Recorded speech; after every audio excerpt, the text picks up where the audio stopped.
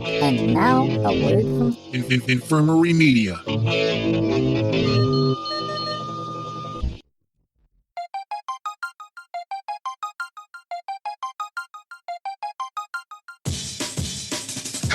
Doctor!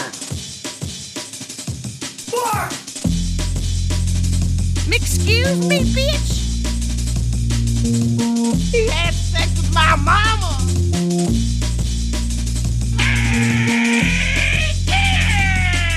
It's time for Blumpkin and Friends, starring your host, the Reverend Johnny Blumpkin.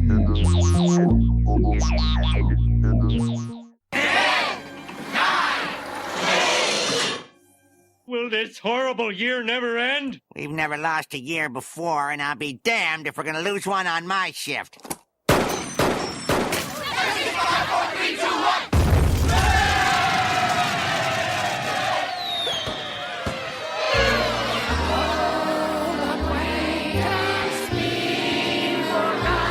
Hello, I'm Johnny Blumpkin, and this is 2020. Just kidding. Hey kids, I'm the Reverend Johnny Blumpkin. And with me here today is my friend... The Juice. My fucking 9-year-old is here.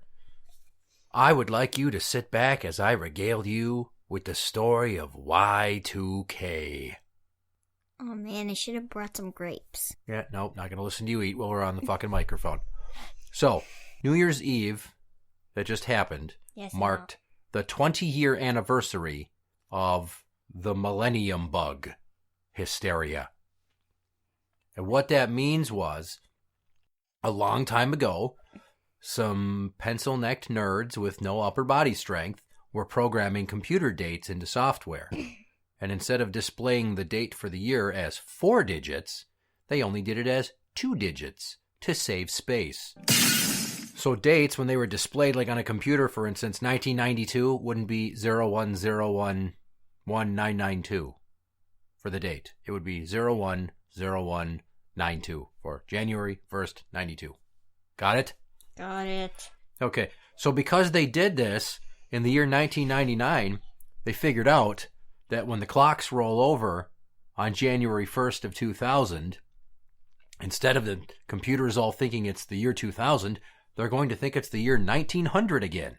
Oh my God, could you imagine? Presents a real logistical cock-up for anybody that's trying to do things in the banking industry. Don't do that. Don't pretend to fall asleep. Well, it's boring. We'll get there. You weren't alive for this shit. I was a teenager. It was exciting. I was in my 3rd life. This is my 4th. That's not a thing. Yes, it is. Anyways, so the president at the time, good old Slick Willie himself, Bill Clinton, declared that the issue needed to be fixed. So all businesses and agencies that use computers had to switch or fix the software coding so that the year would display as 4 digits. And that cost $100 billion. $100 billion! Just take some money from the savings accounts. Yeah, I don't think there's just $100 billion in a savings account. No, I mean take maybe $1 billion per savings account. Yeah, no. There's not 100 people with $1 billion just laying around willing to give it up to Uncle Sam. Sorry for you. So all this computer shit, people were afraid that the world was going to end because once the computers got all fucked up at midnight on January 1st, 2000, the power would go out and then the computers wouldn't run and anything that ran on a computer would be fucked up. So all those computers that run the water treatment plants that make our water clean and drinkable, wouldn't work. And then the banks would be all kinds of fucked up. And more importantly, there were so many people that were afraid that the computers were going to launch all the nuclear warhead bombs at the same time, and the world was going to blow up. This is fake. It's not fake. It really fucking happened. This is so fake. Why would you think it's fake? No one would think that because of a stupid computer. So fake. Maybe not now, because nerds can easily fix computers like that overnight. They can fix major issues. Back then, not so much. If you would seen what the internet looked like 20 years ago. Yeah, I know, all that stupid beeping hurts my ears. I'm not talking about logging in with dial-up. I'm talking about the actual websites looked ridiculously stupid and rudimentary. So in addition to thinking that all the nuclear warheads would launch and then they'd blow up the world, here's some other things that people thought would happen that didn't happen. All the doors on the jail cells at federal prisons that are run by computers would open up, and then the inmates would get out of their cells, and there'd be riots in all the federal prisons. Was this not exciting enough for you? This was like edge of your seat, fucking everybody losing their minds type of shit back then. God, your generation is It would be more funny if it was a horror boring. movie with scary dolls. No. It would be much better. People also thought that all the elevators would freeze or get stuck or drop all the way to the bottom if they were going up, killing anyone inside instantly. That's why they had the metal bars. What? The metal bars in the elevators. That you hold on when you feel that. You think falling, let's just say hypothetically, 17 stories, which is over 170 feet, do you think that that is going to stop any sort of damage if you're inside of an elevator box and it crashes from falling that high? You're just going to hold on to the handrail? You're going to be fine? No, you get some stuff to wrap you around and it makes you get steady and you don't die. And bring some chips and water. They'll save your life. What? Or maybe just take the stairs and stop being such a fatty. Here's another good one. All planes would fall out of the sky if they were operating at the time because the computers on board would shut down.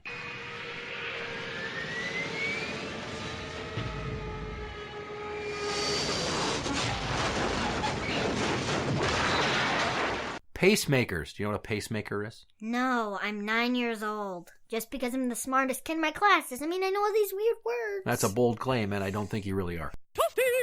Pacemakers are this thing they put in your chest, and it shocks your heart so that your heartbeat's consistent if you're like old and you got a bad ticker. Yeah, now I get it. Yeah, so they thought that the pacemakers would all malfunction, and then it would kill everybody that has one. This is some TV movie of the week, after-school scare-a-thon special bullshit. So all of this would happen in 1 stupid minute? Yeah. Oh my There God. were segments of the population in this world that were that fucking scared. People are dumb in the 1900s. I'm glad it's the 2000s and we have good technology. Yeah, because people are so much smarter now with all their staring into fucking phone screens and not knowing how to even wipe their own ass properly. Chi-Chi only does that because she makes people wipe her butt. Well, it was more of a metaphorical sense of wiping their own asses, not literally wiping their own asses. There were people that were so concerned that the world was going to go to shit that they started buying up lots of canned food and bottled water and supplies. These people were called doomsday preppers because they were preparing for doomsday. Some of them even built bomb-proof bunkers, like nuclear fallout bunkers, that they were going to live in while the world went to shit, and they could just sit in there and eat cans of soup and drink bottled water, and I don't know where they think their poop was going to go. But they were just going to sit inside there and apparently not go fucking insane inside of an underground metal cage. Did they have stoves? I don't know. To cook eggs? Stoves to cook eggs. Yes. I don't know. Maybe. It'd have to be a camping stove and it couldn't run on electricity because they thought the power was going to go out. Really? What are you sighing about? This is so boring. This was life, dude. I thought you would appreciate some history here. No. Why? Because history's boring. Your face is boring. My face isn't boring. You're boring. All you ever do is tell me boring stories. Like when it's time for bed, I ask you to tell me a story. You say 4 words. That's it. That's how boring you are. What are those 4 words? Once upon a time, there was this person, happy ever after. That's how you say. No. Yes! I would never end a story with happily ever after. That's not my style. Oh, yes, that is. No. You did that all the time when me and Chi-Chi were little. You're still little. I'm a 9-year-old. I'm a preteen. So I want you to close your eyes and picture something. Picture like a shed, like we got a shed out back. Yeah, I know. One of those, but it's like made out of steel. Like inch-thick steel or whatever the fuck it was. It was like a big metal tent that these assholes were going to live inside once the world started falling to shit. So there's a bunch of people, the doomsday preppers, I mean, and we're talking about cases and cases of bottled water and canned food and toilet paper and paper towels and soap, and you think of it, and they were stockpiling gasoline, batteries, flashlights.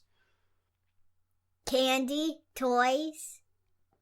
Yeah, I don't really see how that would help you in the end of the world. Make your kids not bored. Yeah, maybe. Well, the world would just go into chunks, so you couldn't live in a bunker. The world would go into chunks. Like, chunks of meteors start clashing the other planets. That would be the end of the galaxy. Oh, you mean the planet would break up and then the parts that were remaining would just drift apart into space? Yeah. Yeah, it could happen. And go into black holes and start destroying other things. It would be the end of the world forever. Yeah, if you did one of the fatalities with Robot Smoke in Mortal Kombat 3, that's exactly what would happen.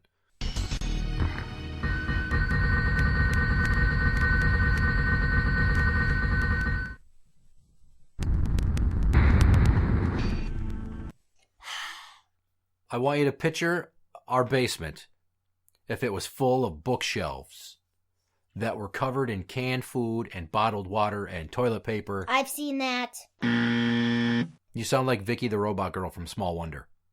Whatever, I don't care. I just want to end this stuff. Yeah.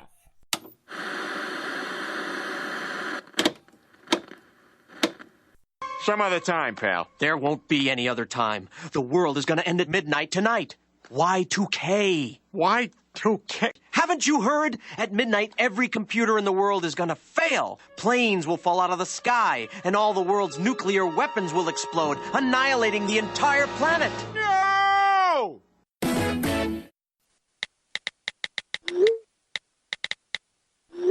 And now, things my wife texts me.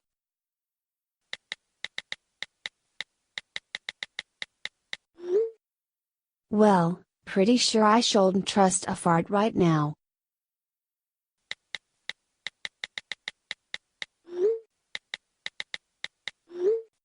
Oh God, I might be dying. I think it's stress and exhaustion. It's not even period poop, it's diarrhea.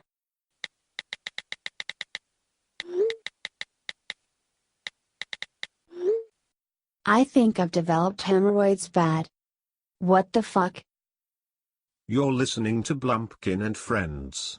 So let me share with you some stories that people told about what they were doing on the night of Y2K. I got these off of Reddit. Do you know what Reddit is? Yes, I know what Reddit is. If I didn't know what Reddit is, I wouldn't be watching the things.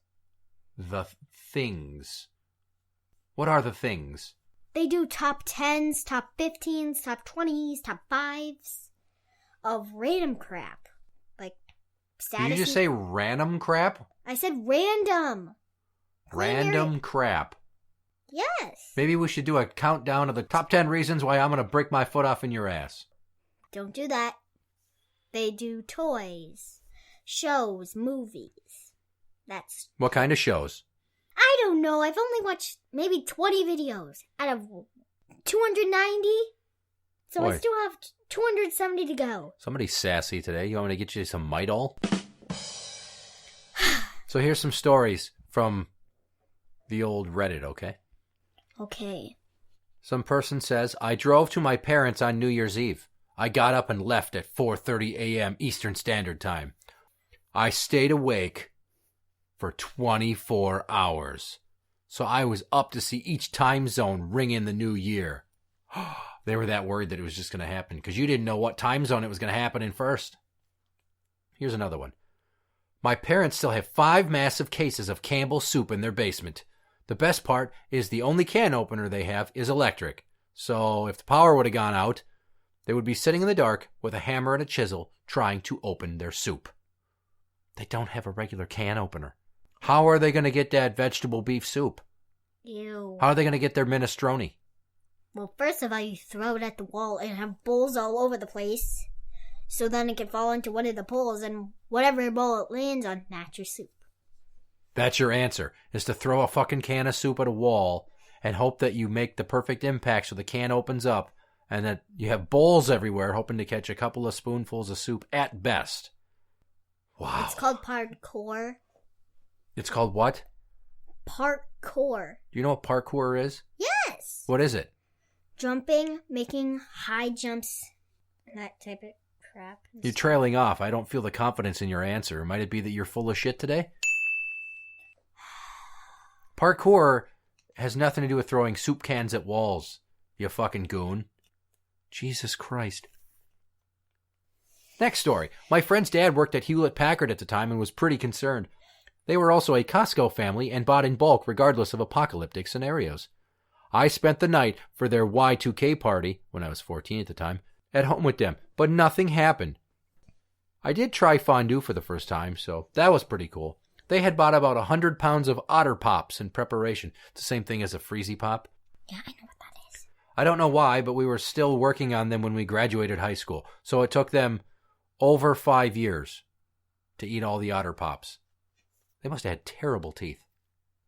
My boss built a bunker under the factory I worked at and stocked it with like years' worth of food for Y2K. What a dummy dum-dum. You know what Papa and Grandma Linda were doing? They were just sitting around eating shrimp and fucking cocktail weenies like it was nothing big. They had nothing going on. I was dating this girl at the time and she was with me that night. If the world ended, we would be together. Oh, for God's sake. And we sat there and we were just counting down the hours, right? And it got to be time for the ball to drop, the countdown. So when I got to the time, when we got to the 10, 9, 8, 7, 6. Yeah, I know. 5, my heart's beating. 4, we're getting nervous. 3, oh my God, the world's going to end. 2, come here and hold me closer. 1, kiss me, it's midnight. And I closed my eyes. And I waited.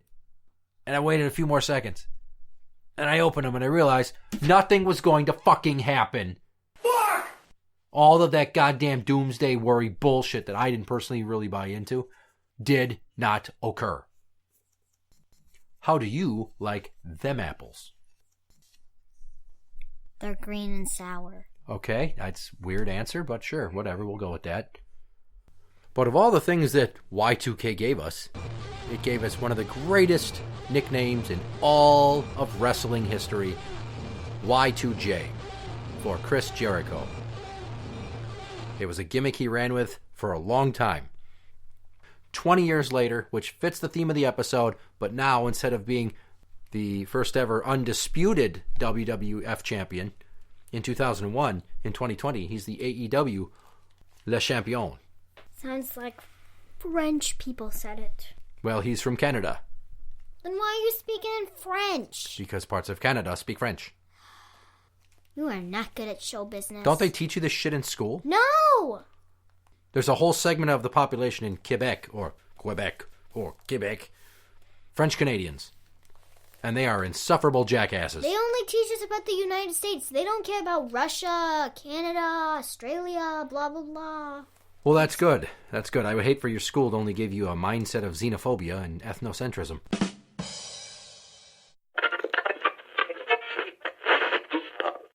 Hello there. When you hear my voice, what do you picture? If you said a 5'6" tall ball of rage, then you'd be correct. You see, I used to have a major issue with anger, but then I found Tom Finkelbottom's Smashatorium. 10,000 square feet of warehouse filled with all types of things that you can destroy so you can get the rage out in a healthy and constructive way. No need to drink away the pain, then go over to your ex-wife's house and throw rocks at her windows. No more hate fucking the cushions of your couch because the girlfriend you've spent 5 years with won't sleep with you until she gets an engagement ring.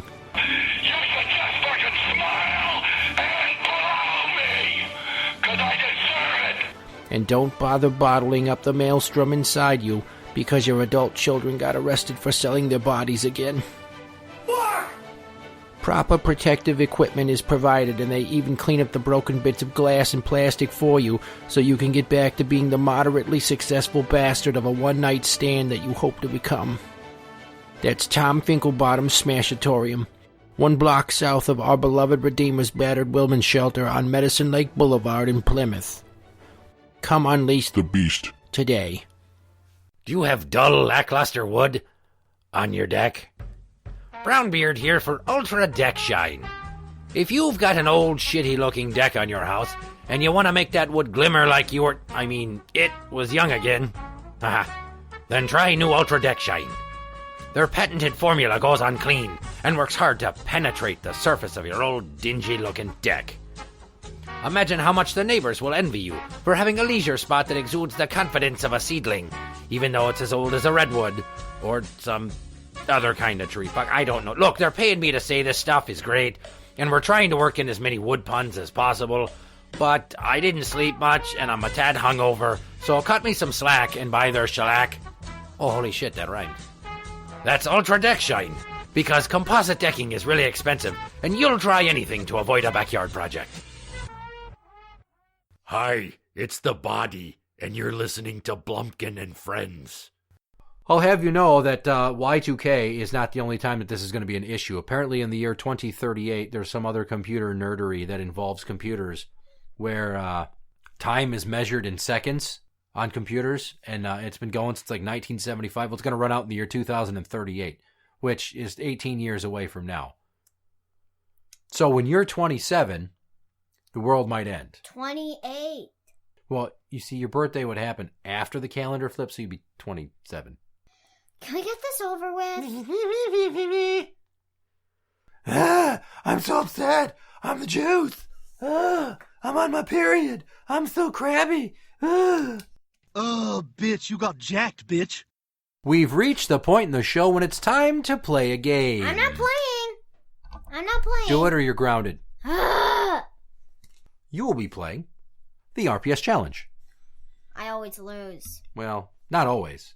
I've won 2 times. If you look where you're going crazy and right all over the wall.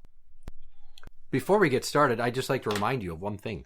What? I keep track of all the stats on this shit, and like a week ago, I went through it all.